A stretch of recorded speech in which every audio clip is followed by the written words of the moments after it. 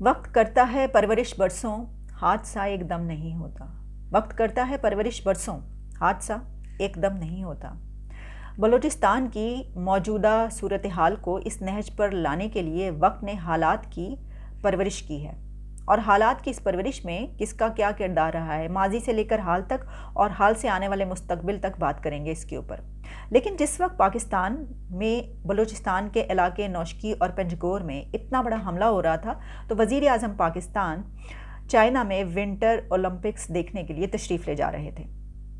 इस हमले की खबरें रात को ही आना शुरू हो गई थी, वीडियोस तस्वीर वायरल होना शुरू हो गई थी, और उस वक्त अभी वज़ीर आज़म पाकिस्तान में थे। लेकिन इसके बावजूद उन्होंने अपना चाइना का ट्रिप और विज़िट कैंसिल करना मुनासिब नहीं समझा, क्योंकि उनके नज़दीक पाकिस्तान की सिचुएशन ठीक थी, हालात ठीक थे, लेकिन उनका वो विज़िट इससे ज़्यादा अहम था। और वहाँ पे एंगेजमेंट और विंटर ओलंपिक्स की सेरेमनी को अटेंड करना, वहाँ पर लोगों से मिलना, ये सब उनके लिए शायद ज़्यादा अहम था। वो समझते थे कि वो ज़्यादा अहमियत का हामिल है। हालांकि वहाँ से पे प्रेसिडेंट शी या प्रेसिडेंट प्यूटन से उनकी कोई 1-to-1 मुलाकात जो है वो तय नहीं पाई, ऐसी कोई खबरें मौजूद नहीं हैं। लेकिन इसके बावजूद उनके ख्याल में उनका वहाँ पे जाना ज़्यादा अहम था, लिहाजा वो चले गए। इससे पहले भी उन पर तनकीद की जाती रही है। ये मौका उन्होंने फराहम किया था एक दफ़ा पहले भी। अभी भी जब तनकीद की गई तो बहुत ही मज़ाक़ा ख़ेज़ इस तनकीद के जवाब में एक काउंटर नैरेटिव ये था कि दरअसल उनका ये जो विज़िट है इसको कैंसिल करने के लिए तो ये हमला किया गया है। यानी बलूचिस्तान में इतना बड़ा जो हमला हुआ है वो वज़ीर आज़म के इस विज़िट को कैंसिल करने के लिए किया गया था, ये मकसद था उसका। तो अगर आप समझते हैं, इस नैरेटिव पर यकीन करना चाहते हैं, जो लोग ये कह रहे हैं, तो ज़रूर कीजिए, वेल एंड गुड। लेकिन मैं ये कह रही थी कि इससे पहले भी वज़ीर आज़म पे एक मरतबा इसी तरह की तनकीद उस वक्त हुई थी जब सानिया APS हुआ था। और सानिया APS में आप जानते हैं कि जिस वक्त हुआ वो तो पूरी कौम बड़ी दिलगिरफ्ता थी। पाकिस्तान का सबसे बड़ा सानिया उसे कहा जाता है, बल्कि मशरक़ी पाकिस्तान का सानिया भी अब उससे छोटा हो गया। कहते हैं कि ये जो है, क्योंकि उसमें बड़ी हसासियत थी सानिया APS में, तो उस वक्त भी ये ख़बर फिर अचानक ही सामने आ गई थी उसी दौरान, उन्हीं दिनों में, कि इमरान खान साहब ने शादी कर ली है, निकाह कर लिया। और फिर उस पर टेलीविज़न चैनल ने खूब ढोल बताशे बजाए और बड़ी, तो लोगों ने उसको बड़ा महसूस किया और तनकीद की गई कि ये इन्होंने क्या किया, क्योंकि इनको कुछ ख्याल करना चाहिए था और कुछ दिन डिले कर देते, यानी ये कि कुछ थोड़ी दिन अरसे के बाद कर देते इसको अनाउंस, इतनी जल्दी अनाउंस ना करते। लेकिन वो पता नहीं अब हालात की सितम ज़रीफ़ी होती है, इमरान खान साहब के साथ कुछ ऐसा हो जाता है, इत्तेफाक हो जाता है कि एक ही टाइम पे कुछ ऐसी चीज़ें इकट्ठी हो जाती हैं, या फिर उनके फ़ैसलों की गलती होती है। उनके फ़ैसलों की गलती तो शायद हम फिर भी भुगत पाएँ, लेकिन माजी से लेकर अब तक जो हमने फ़ैसले किए हैं, हमारी पॉलिसीज़ ने, हमारे पॉलिसी साज़ों ने, और हमारी सियासत से लेकर रियासत तक जो फ़ैसले हुए हैं पाकिस्तान की तारीख़ के लिए और मुस्तकबिल के लिए, उनके नतीजे में जो हालात पैदा हुए हैं उनको शायद हम ना भुगत पाएँ। जब मैंने कहा कि देखिए वक्त करता है परवरिश बरसों, वाक़या याद आ गया मुझे। एक परवेज़ मुशर्रफ का दौर था और उसमें अकबर बुगटी को पहाड़ों के अंदर मारा गया था। बलूचिस्तान में CM को अकबर बुगटी एक बहुत ही पॉपुलर लीडर थे बलूचिस्तान के लोगों के, यानी बलोच जो कौम थी वो उनके ऊपर जान छिड़कती थी। परवेज़ मुशर्रफ ने कहा था, चीज़ क्या, अच्छा मुझसे ये वो करेंगे, मैं तो हिट करूँगा तो इनको पता भी नहीं चलेगा। और फिर उन्होंने हिट किया और पहाड़ों में अकबर बुगटी को कत्ल कर दिया गया, मार दिया गया। ये एक बलोच कौम के लिए बहुत बड़ा सानिया था, और तब से लेकर अब तक जो उनकी लहदगी पसंद तहरीकें हैं वो ख़त्म होने में नहीं आ रही।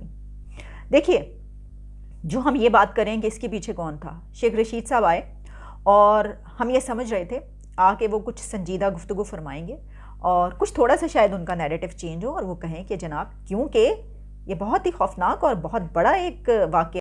रात देर गए दहशतगर्दों ने नौशकी और पंजोर में एक बड़ा हमला किया, जिसे हमारी अजीम अफवाज ने नाकाम बना दिया, और नौशकी में 9 दहशतगर्द मारे गए और 4 पाक फौज के अजीम जवान भी शहीद हुए, और पंजोर में 6 दहशतगर्द मारे गए। और दोनों जगह से, पंजोर से भी और नौशकी से भी, उन्हें दहशतगर्दों को बाहर धकेल दिया गया और अजीम फौज ने अपनी रवायात जिंदा रखी। और थोड़े से 4 या 5 लोग इस वक्त पंजोर में भी उनके घेरे में हैं। एक तो वही बात, रटा रटाया नैरेटिव कि ये जो लोग थे, जो हमलावर थे, इनके पीछे इनको चलाने वाले अफ़गानिस्तान और भारत में मौजूद हैं। भारत और अफगानिस्तान से इनको चलाया जा रहा है। वही इराक की साजिश का जो एक नैरेटिव है उन्होंने आके वो बयान किया। तो सवाल उस वक्त ये उठता है कि पहले तो आप ये इसलिए कह दिया करते थे और बहुत आसानी से मान लिया जाती थी ये बात कि वहाँ पर भारत मौजूद था, बड़ा स्टेक होल्डर था अफगानिस्तान में, तो कहते थे आप जी उसके फुटप्रिंट्स मौजूद हैं, वहाँ से दहशतगर्दी करवाई जाती है, उस सरजमीन से यहाँ पर दहशतगर्द आते हैं, उसमें अफ़गान हुकूमत भी मौजूद है और इंडिया भी मौजूद। लेकिन अब तो वहाँ से भारत निकल गया और अब तो वहाँ पर अफ़गानिस्तान की वो हुकूमत भी ख़त्म हो गई, यानी वो किससे ही ख़त्म हो गया, सर्कमस्टांसेस ही सारे चेंज हो गए। वहाँ पे तो जो स्टेक होल्डर्स हैं वही बदल गए। तो इसके बावजूद जब दहशतगर्दी हो रही है और इतना बड़ा हमला हो रहा है, तो फिर भी आप आके यही बात कैसे कह सकते हैं मुंह उठा के कि आप ये जो है ये वही कुछ हो रहा है। कुछ तो थोड़ा सा तो अपना नैरेटिव और बयानियाँ तब्दील कर लीजिए, कुछ तो उसमें ऐड या उसमें से डिलीट कर दीजिए भाई। और आपसे जो है अब ये सवाल किया जा रहा है कि अब तो वहाँ पर जो है वो इंडिया नहीं है, तो अभी भी वहाँ से वो वही हो रहा है, तो इतना ताकतवर है इंडिया कि वो अभी भी वहाँ से करवा रहा है और आप लोग बिल्कुल कुछ उसको हैंडल ही नहीं कर पा रहे। और तालिबान की हुकूमत अफ़गानिस्तान में, जिसको सबसे बड़ा अगर कोई सपोर्टर है, उनको OIC हमने करवाई उनके लिए कि भाई इनको रिकग्नाइज़ करें, वहाँ पे फूड की ज़रूरत है, उनके लिए एड भेजें, खुद भी भेजी लोगों से, पूरी दुनिया में पाकिस्तानी तो उनको हेल्प आउट कर रहा है। इसके बावजूद वो हमारी इतनी मदद नहीं कर रहे हैं कि वो वहाँ से जो उनकी सरजमीन इस्तेमाल हो रही है दहशतगर्दी के लिए, और जो वहाँ से कलदम TTP पाकिस्तान पर हमले करिए, बलूचिस्तान में हमलावर उसने घुसाए हैं, वो उनको नहीं रोक पा रहे।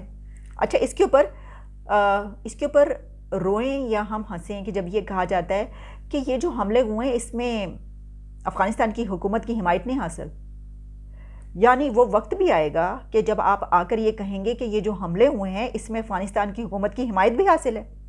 हम उस वक्त का इंतज़ार कर रहे हैं जो हम बहुत खुश होकर कहते हैं कि अफ़गानिस्तान की जो है वो थोड़ी है उनको शामिल आशीर्वाद शामिल हो या ना हो, अफ़गानिस्तान की हुकूमत को हर सूरत ये मेक श्योर करना चाहिए कि वहाँ पर तालिबान की हुकूमत वहाँ पर कलदम TTP को अगर वो रोकना चाहे, क्या वो नहीं रोक सकती। इस वक्त पाकिस्तान में अलर्ट है, अलर्ट कर दिया गया, पूरे मुल्क में हाई अलर्ट जो है वो किया गया है। यानी ये कि अगर बलूचिस्तान में ये सिचुएशन है तो पूरे मुल्क में इस तरह की वारदातें या हमले हो सकते हैं, इस वजह से अलर्ट किया गया है। सिर्फ यही नहीं बल्कि ये भी बताया गया है कि 5 हमलावर ऐसे हैं जो अभी नहीं मिले, जो मार्केट में घुस गए थे, बाज़ार में एक चले गए थे और वो अभी तक नहीं मिल पाए। तो वहाँ पर भी जो दू बदू जंग है वो जारी है अभी तक। दूसरा एक और बात जो उन्होंने बताई, उन्होंने कहा कि जो कलदम TTP है वो पाकिस्तान में भत्ते भी ले रही है, ये सिचुएशन भी अब हो गई है। आपने तो बड़ी देर कर दी बताने में। आपको याद होगा मेरे व्यूअर्स को कि कुछ अर्सा पहले मैंने प्रोग्राम किया था, मैंने उसमें बताया था कि पाकिस्तान के जो ताजिर हैं बहुत बड़ी अमाउंट में जो तिजारत करते हैं अफ़गानिस्तान से, वो इस मुश्किलात में फंसे रहते हैं। अब से नहीं, काफ़ी अरसे से, जब से तालिबान की हुकूमत आई है तब से ही, और उससे पहले से भी जो वहाँ पे TTP है वो यहाँ के ताजिरों को कहती है कि 5 करोड़ 10 करोड़ भेज दो, भत्ता भेजो, नहीं तो तुम्हें तो तिजारत नहीं करने देंगे। और सिर्फ यही नहीं कहते कि तिजारत करने नहीं देंगे, बल्कि जब वो उनसे नेगोशिएट करते हैं और उनसे कहते हैं कि भाई इतने कम कर दो, कम करवा के उनको पैसा भेजा जाता है। और जब ताजिरों को ये कहा जाता है आप क्यों कर रहे हैं ऐसा, पुलिस को बताए, तो वो कहते हैं कि अगर हम ऐसा ना करें तो ये हमारे और हमारे ख़ानदान पर हमले करवाते हैं। ये तो काफ़ी अरसे से चल रही है। आप अब बता रहे हैं शेख साहब, बड़ी देर में बता रहे हैं आप ऐसा समझते हैं कि लोग बेवकूफ़ हैं, पट्टी बात के जो है वो आंखों में बैठे हुए। ये IT का और या इंफॉर्मेशन टेक्नोलॉजी का दौर है, ये सोशल मीडिया का दौर है भाई। आप समझते हैं कि किसी को पता ही नहीं खबरें, आप आकर हमें बताएंगे, हाँ आप अपना पॉइंट ऑफ व्यू बताएंगे, वो और बात है। इन हमलों के पीछे कौन है? बलूचिस्तान में इस वक्त कोई एक ग्रुप नहीं है। बलूचिस्तान में है बलूचिस्तान लिबरेशन फ्रंट, बलूचिस्तान में है बलूचिस्तान लिबरेशन आर्मी, बलूचिस्तान में है बलूचिस्तान रिपब्लिकन आर्मी, बलूचिस्तान में है बलूचिस्तान नेशनल गार्ड्स, बलूचिस्तान में है बलूचिस्तान नेशनलिस्ट।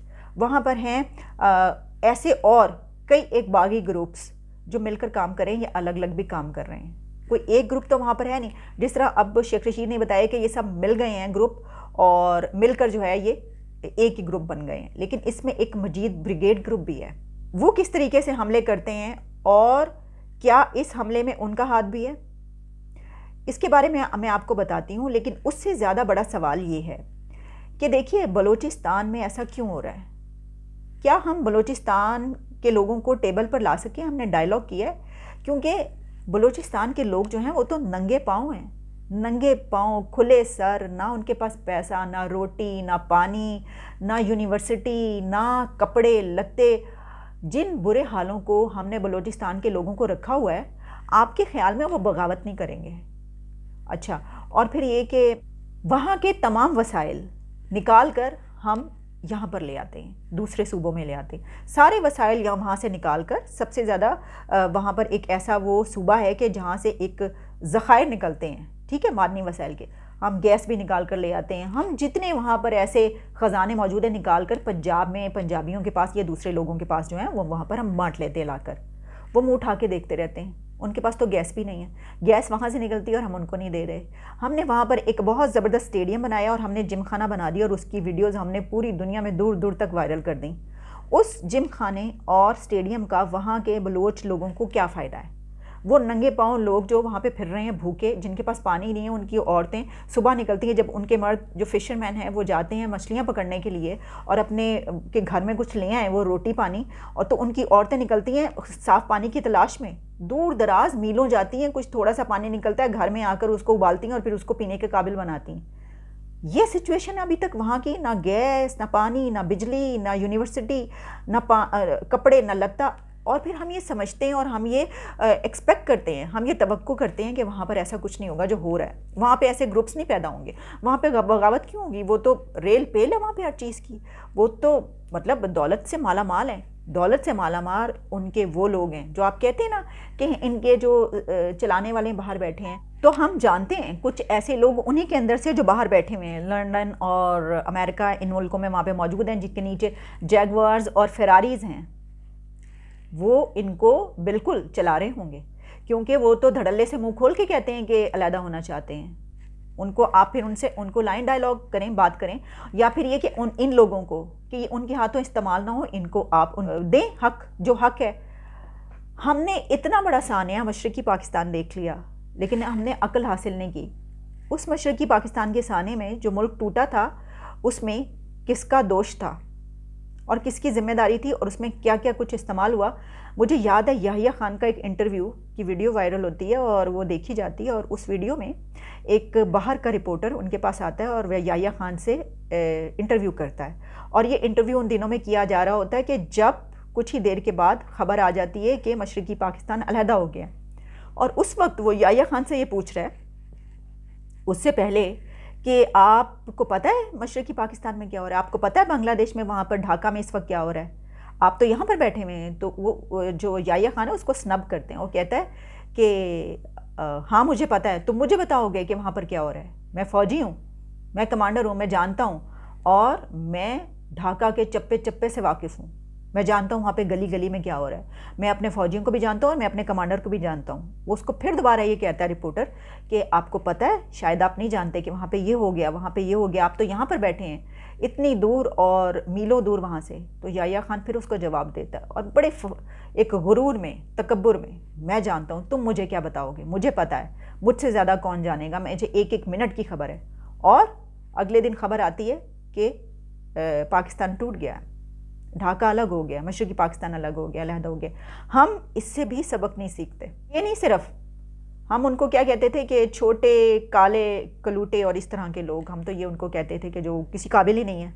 हालांकि वहाँ पर जो जूट की पैदावार थी वो किस तरीके से हम इस्तेमाल करते रहे, उनका इतने बड़े ख़जाने, हम सारी दौलत यहाँ पर लाकर किस तरीके से हम इस्तेमाल करते रहे। लेकिन हमें अभी तक अकल नहीं आ रही है, क्या हम इसको नहीं देख रहे? हमारे सिर्फ एक ही हमारी ज़ुबानों पर है कि ये इसकी साजिश है, ये उसकी साजिश है। हम अपने ख़िलाफ़ खुद साजिश कर रहे हैं, ये हमें शायद नज़र ही नहीं आ रहा। मजीद ब्रिगेड के बारे में मैं आपको बता देती हूँ। मजीद ब्रिगेड जो है वो एक जो फ़िदाई इस तरह का था, उसका नाम मजीद था। उसके बाद वो खुदकुश हमले में उसने अपने आप को मार लिया, फिर उसका भाई उसने भी अपने आप को खुदकुश हमले में मार लिया। उसके बाद जो वो जमात है उसने उसका नाम मजीद ब्रिगेड रख दिया। मजीद ब्रिगेड जो है वो एक खुदकुशों की, फ़िदाईन की जमात ही है, जिसमें एक बड़ा चंक जो होता है वो ऐसे जवानों का होता है जो भर्ती इसलिए होते हैं, जो इस बात पर तैयार होते हैं। अब उनको देखिए, मैंने आपको बहुत पहले एक बताया था हसन बिन सबा का किस्सा, अगर आपको याद हो, मैं थोड़ा सा उसको एक्सप्लेन कर देती हूँ आगे चल के।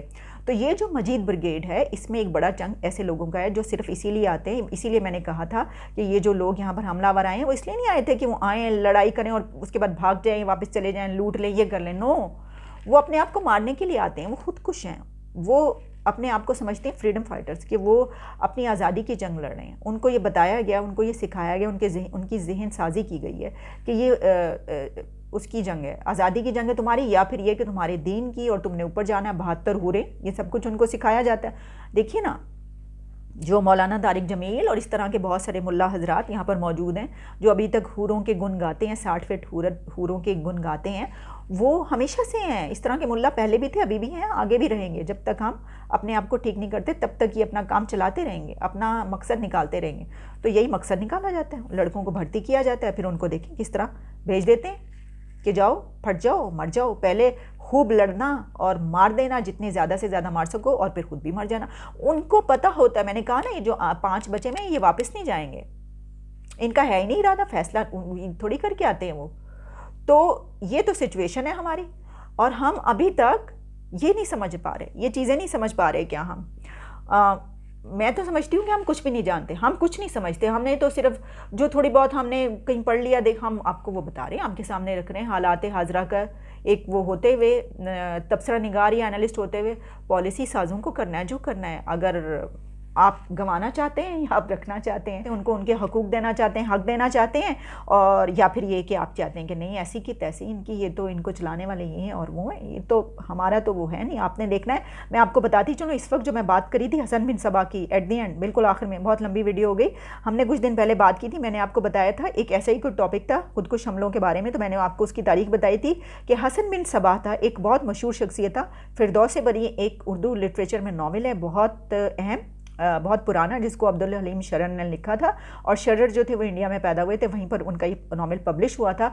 तो फिरदौस से बनी, फिरदौस कहते हैं जन्नत को, ये एक ऐसी ख्याली जन्नत थी जो कि हसन बिन सबा, ये आप कह लीजिए आई थिंक 17th सेंचुरी की बात है या इस तरीके से, कि उस वक्त आप एरिया समझ लीजिए सीरिया और डमस्कस का ये वाला एरिया था, जहाँ पर एक ऐसी ख्याली जन्नत हसन बिन सबा ने क्रिएट की थी, जिसमें फिर उसके बाद वो लड़कों को लाते थे और उनको फिर असैसन्स यानी कि खुदकुश बनाते थे। और ख्याली जन्नत इतनी खूबसूरत होती थी कि जब वो हशीश पिला के उन लड़कों को उसके अंदर लाया करते थे, तो वो उस जन्नत को देखकर पागल हो जाते थे, हैरान हो जाते थे कि ये क्या है, वो समझते थे वाकई, तो उनको बताया जाए। फिर उनको एक वहाँ उस वक्त एक फ़िरका बातनिया था, और फ़िरका बातनिया ने एक बहुत बड़ा टास्क दिया गया था कि जो उस वक्त के मुस्लिम स्कॉलर्स थे उनको कत्ल करने का साजिश थी एक बहुत बड़ी, और उसको सैकड़ों मुस्लिम स्कॉलर्स को उस वक्त कत्ल किया गया था इसी तहरीक के नतीजे में। तो उस वक्त ये जो लड़के थे जिनको हशीश पिला के वहाँ पे लाया जाता था, जन्नत दिखाई जाती थी, फिर उनको फ़िदाइन बना के भेजा जाता था कि फ़िदाइयाँ तुम जाओ और मार दो और मर जाओ, क्योंकि तुमने जन्नत में जाना है। हूरों का उस वक्त भी, कि मैंने बताया ना, मौलाना तारिक जमील की तरह उस वक्त भी लोग थे जो बताते थे कि 60-70 फुट की ही हूर होगी, तो वो तो तुम बस क्या ही बात है, अब मैं तो उतने गुण बता ही नहीं सकती हूर के। तो ये उस वक्त भी वो लोग मौजूद थे इस तरह के। तो ये जो है ना, ये इस तरह की जो चल रही हैं यहाँ पर बलूचिस्तान में, जो जिसको कहते हैं नेशनलिस्ट ग्रुप्स, अलहदगी पसंद, सेपरेटिस्ट, या जो भी जितने भी ग्रुप्स हैं, उसमें बहुत सारे ग्रुप्स में ऐसे लोग मौजूद होते हैं जो इस तरह की आइडियोलॉजी पर यकीन रखते हैं, जिनको तैयार इसलिए किया जाता है, तो वो आके मार देंगे और मर जाएंगे। आप ये उनको उनके हकूक़ दे के, हम उनको उनके हकूक़ दे के ये ख़त्म कर सकते हैं, लेकिन नज़र नहीं आता ये किसी को। मुझे लगता है कि ये नज़र नहीं आता, लेकिन फिर एक दिन सब कुछ ठोक बजा के नज़र आता है फिर। तो वही बात है कि वक्त करता है परवरिश बरसों, हादसा एकदम नहीं होता। इजाज़त दीजिए, दोबारा मुलाकात होगी। Take care and good bye.